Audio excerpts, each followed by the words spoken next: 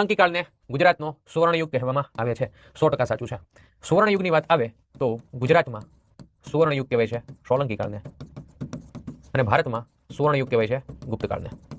પહેલું વિધાન સાચું. સોલંકી કાળનો સમયગાળો 942 થી 1244 સુધીનો ગણાય છે. યસ, 302 વર્ષ સુધી એમણે શાસન કર્યું. બીજું વિધાન બી સાચું છે.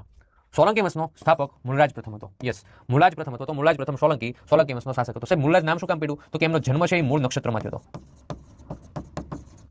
એટલે એનું નામ શું પડતું હોય છે? મૂળરાજ. મૂળરાજ પ્રથમે મામા ક્ષેમરાજની હત્યા કરી ગુજરાતમાં સોલંકી વંશની સ્થાપના કરી. બેટા, મૂળરાજ પ્રથમે મામાની હત્યા 100% કરી હતી, પણ મામાનું નામ ક્ષેમરાજ નહોતું, એટલે આ વિધાન ખોટું છે. તો સાહેબ, મામાનું નામ તો કેવું? એમને હત્યા કરી નાખી મામાની. મામાનું નામ હતું સામતસિંહ ચાવડા. સામતસિંહ ચાવડા. ચાવડા વંશનો શાસક હતો, અંતિમ શાસક સામતસિંહ ચાવડા. ક્લિયર છે? હા, તો યાદ રાખજો, અહીંયા ચોથા નંબરનું વિધાન ખોટું હોય. ઓપ્શન વાંચો, શું કીધું છે? 4 ખોટું, બીજું ખોટું. આ જવાબ ના આવે. માત્ર 2 સાચું, જવાબ ના આવે. માત્ર 4 ખોટું, આ જવાબ આવી શકે. શું કામ? તો કે બધાય ખોટા ક્યાં છે?